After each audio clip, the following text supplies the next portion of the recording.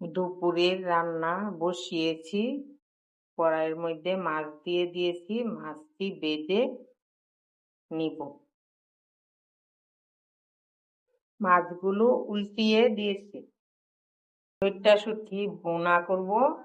পেঁয়াজ কেটে নিয়েছি, বেগুন ভাজি করব, ঢেঁড়স ভাজি করব, মাছের তরকারি রান্না করব। মাছগুলো ভেজে নিয়েছি, তরকারির সাথে দিয়ে দিব ধনেপাতা। মাছ দিয়ে ঝোল দিয়ে দিয়েছি।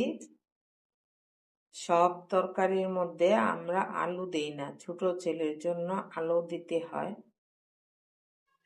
তরকারিটা রান্না করেছি কাঁচা লঙ্কা দিয়ে, সেই জন্য পাতা কালার হয়েছে। শুটকি ভর্তা করিব।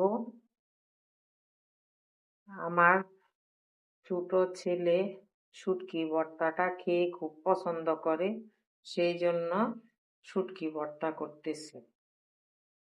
ভর্তাটা এখন ঢেকে দিব।